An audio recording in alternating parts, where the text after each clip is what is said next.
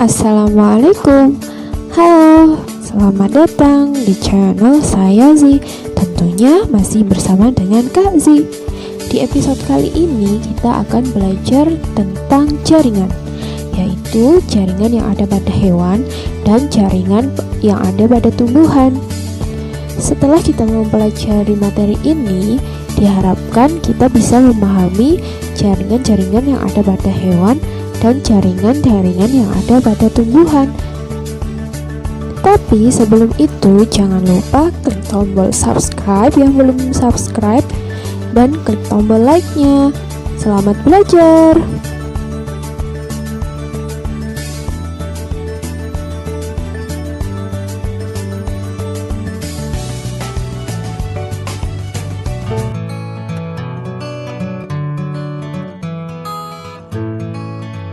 Hewan dan tumbuhan memiliki fungsi jaringan yang berbeda-beda. Mereka terbentuk oleh sekelompok sel yang memiliki tugas dan fungsi yang sama. Jaringan pada tumbuhan dikelompokkan menjadi dua, yaitu jaringan meristem dan jaringan dewasa. Pada jaringan dewasa dipecah lagi menjadi tiga. Yang pertama ada jaringan pelindung, yang kedua ada jaringan dasar atau jaringan parenkim, dan yang ketiga ada jaringan penyokong, yaitu ada kolenkim dan sklerenkim. Pada jaringan pelindung dipecah lagi menjadi dua, yaitu jaringan epidermis dan jaringan gabus. Yang pertama, jaringan meristem. Jaringan meristem adalah jaringan yang sel-selnya aktif melakukan pembelahan. Berdasarkan letak titik tumbuhnya dibedakan menjadi tiga. Yang pertama yaitu meristem apikal yang berada pada ujung akar dan ujung batang. Pertumbuhan meristem apikal menyebabkan pertambahan panjang atau tinggi baik ke arah atas pada ujung tunas maupun ke arah bawah pada ujung akar. Yang kedua ada meristem interkalar yang letaknya pada ruas batang. Meristem ini berperan dalam penambahan panjang ruas batang pada kelompok tanaman Gramineae, yaitu tebu, bambu, dan alang-alang. Yang ketiga yaitu jaringan meristem lateral. Jaringan ini berperan pada pertambahan diameter akar dan batang. Letaknya sejajar dengan organ batang dan akar. Jaringan ini biasanya dimiliki oleh tumbuhan berkayu. Jika dilihat dari asal pembentukannya, jaringan meristem dibedakan menjadi dua, yaitu jaringan meristem primer dan jaringan meristem sekunder. Jaringan meristem primer adalah jaringan yang pertama kali dibentuk oleh sel-sel embrionik pada saat berkecambahan, yang fungsinya sebagai titik pertumbuhan primer atau titik pertambahan ukuran tumbuhan. Jaringan meristem sekunder adalah jaringan meristem yang berkembang setelah jaringan meristem primer mengalami diferensiasi. Jaringan inilah yang berperan dalam pertumbuhan sekunder tumbuhan, yaitu pertambahan diameter pada batang dan pada akar. Aktivitas jaringan ini bisa kita jumpai pada xilem sekunder dan floem sekunder yang berkembang dari kambium pembuluh. Yang termasuk jaringan meristem sekunder yaitu kambium vascula, kambium gabus, dan kambium parenkim. Selain jaringan meristem, jaringan pada tumbuhan juga terdapat jaringan dewasa. Jaringan dewasa ini sel-selnya tidak mengalami pembelahan, tetapi sel-selnya mengalami diferensiasi dan spesialisasi fungsi. Oleh karena itu, jaringan dewasa sering disebut dengan jaringan permanen, yang jenisnya ada tiga, ada jaringan pelindung, jaringan dasar, dan jaringan penguat.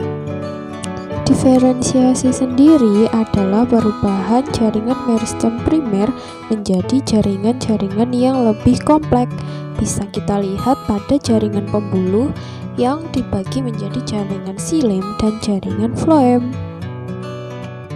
Jaringan pelindung pada tumbuhan dibagi menjadi dua, yaitu jaringan epidermis dan jaringan gabus. Apabila kita memotong sebuah daun lalu memperbesarnya dengan menggunakan mikroskop, pada bagian samping daun akan terlihat seperti gambar berikut ini. Lalu apabila kita perbesar bagian atasnya, akan terlihat jaringan epidermis seperti ini. Jaringan epidermis merupakan jaringan terluar dari tubuh tumbuhan yang berupa selapis sel tunggal yang hidup dan tidak memiliki klorofil. Bentuknya pipih dan rapat sehingga tidak terdapat ruang antar sel atau disebut dengan non-intraselular. Jaringan epidermis mengalami modifikasi bentuk menjadi stomata, trichomata atau rambut-rambut, menjadi spina atau duri, dan menjadi filamen, sel kipas, dan sel kersik atau sel silika. Di antara fungsi dari jaringan epidermis adalah sebagai berikut: pelindung terhadap hilangnya air akibat penguapan, pelindung dari kerusakan mekanis, mengatur dan menjaga suhu tumbuhan, serta melindungi tumbuhan dari hilangnya zat-zat makanan.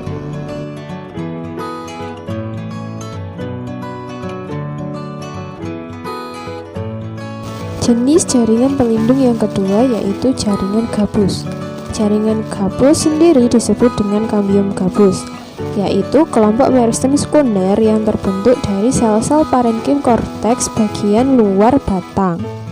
Aktivitas kambium gabus membentuk lapisan sel yang mengalami penebalan oleh senyawa suberin atau gabus yang tidak bisa ditembus oleh air. Lapisan gabus yang terbentuk oleh velogen tersusun rapat dengan lapisan lilin yang telah siap menggantikan epidermis yang terkelupas akibat aktivitas kambium vaskuler. Lapisan ini disebut dengan lapisan peridem. Jaringan gabus memiliki ciri-ciri diantaranya yang pertama, tersusun atas sel-sel hidup yang kemudian mati. Lapisan gabus terbentuk dari aktivitas velogen atau kambium gabus yang merupakan lap meristem sekunder. Velogen membentuk velum ke arah luar dan juga velodem ke arah dalam. Velogen tersusun atas sel-sel hidup, sementara velum adalah sel-sel yang mati. Velum inilah yang menjadi lapisan gabus pada tumbuhan dikotil. Ciri-ciri yang kedua yaitu susunan selnya rapat. Hal ini berkaitan dengan fungsi yang akan diemban oleh peridem, yaitu menggantikan epidermis yang mengelupas sebagai pelindung tumbuhan.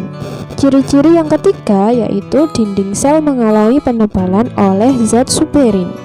Senyawa suberin sendiri adalah senyawa lilin yang memiliki sifat tidak tembus oleh air, sehingga sangat menguntungkan bagi tumbuhan karena bisa mencegah penguapan.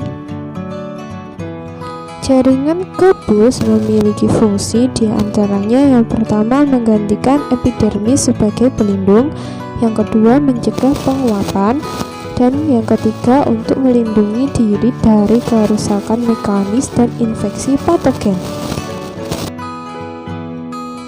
Struktur jaringan gabus. Jaringan gabus mempunyai sifat lebih kuat daripada epidermis.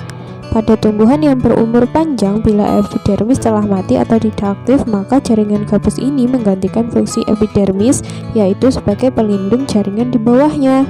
Struktur jaringan gabus dibedakan menjadi tiga, yaitu eksodermis, endodermis, dan peridem. Peridem dibagi menjadi tiga, yaitu velogen atau kambium gabus, velum atau gabus, dan velodem.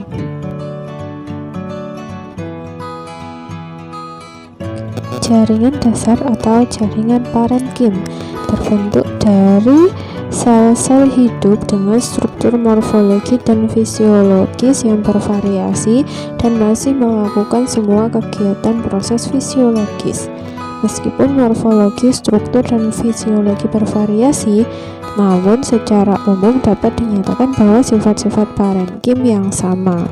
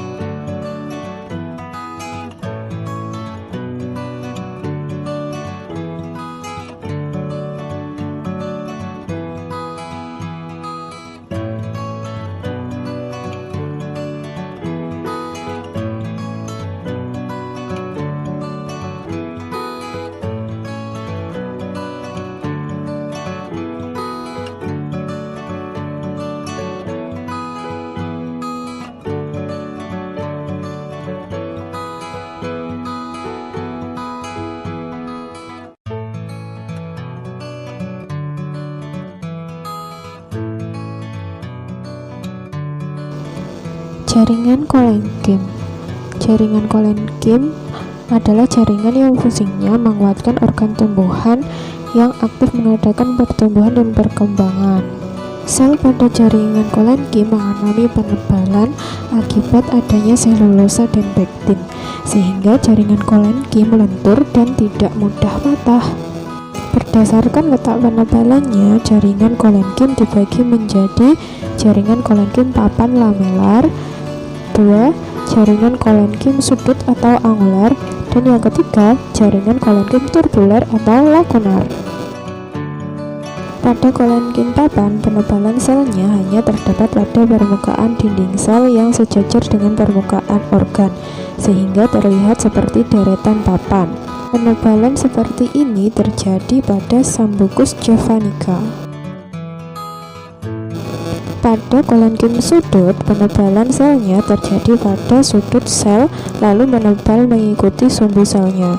Penebalan seperti ini terjadi pada tanaman Solanum tuberosum, Vitis sp, dan Begonia sp. Pada kolenkim turbuler, penebalan sel hanya terdapat pada sel kolenkim yang memiliki ruang antar sel. Penebalan ini terjadi pada Malva, Althea, dan Salvina. Jaringan sklerenkim. Jaringan sklerenkim merupakan jaringan penguat atau jaringan penyokong dengan dinding sekunder yang tebal sebab mengandung zat lignin. Jaringan sklerenkim ini dijumpai pada tumbuhan yang tidak lagi mengadakan pertumbuhan dan perkembangan, atau dengan kata lain yaitu tumbuhan yang sudah tua. Ciri-ciri jaringan sklerenkim. Jaringan sklerenkim tersusun dari sel mati, lalu mempunyai dinding sekunder yang rata dan bersifat elastis. Jenis jaringan sklerenkim ada dua. Yang pertama, serat sklerenkim atau fiber. Yang kedua adalah sel-sel batu atau sklereida. Serat sklerenkim dibagi lagi menjadi dua. Yang pertama, serat di luar xilem atau disebut ekstrasilari, dan yang kedua disebut serat xilem atau sileri.